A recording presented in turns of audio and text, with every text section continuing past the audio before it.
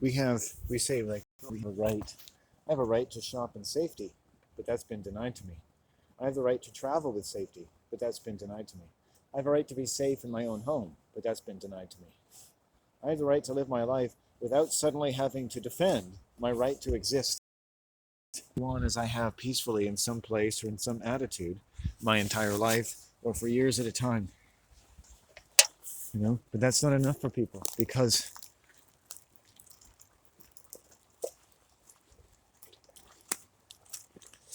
my aunt, when she passed away, told me that you don't have to earn love. And I thought that's great. And then I finally realized she told me that because I taught her that.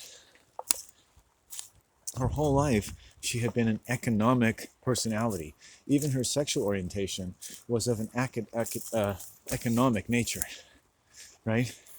Women often develop sex that is economically viable for them. Men do as well. Humans do that because they're forced to do that under oppression. Is to develop economically viable personalities and characteritologies of sexual orientation. So you can't really trust each other. A lot of people think against themselves and against those they love that there's an economics to love. Centuries of Christianity have said that you have to buy God's love. We're born in debt to God's love, and you have to pay him back, but you can't. You observe the sacrifice of a representative organ of what your flesh and blood might, that if it was so pure, because of you and what's become of it, you would have. That's not a solution, that's the problem. That's a dark, dark world. Christianity is a dark, dark religion. It says you have to earn your love, that it's robbed from you, and you have to buy it back. Oh, right. Curse. Let's see. This guy is a loving again. I don't have to earn love. Right? People who practice these religions are black witches and demons. They're that capacity of the human mind. Even though they've learned this as children and they think quite innocently, in a sense, that sincerely, that this is what people need to do. And so they will sincerely molest you. They will sincerely molest their children. They molest their brethren and their own flesh and blood. Because they were first forced to start to believe that they had to earn love. They had to pay some kind of debt to society.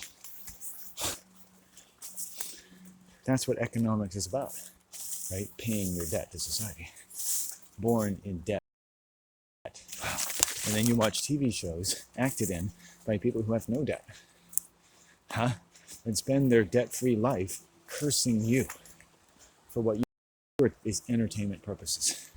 Pretending to be kinds of humans that are so human, and yet, on the one hand, examples of and conglomerations of composites of all that it means to be a human.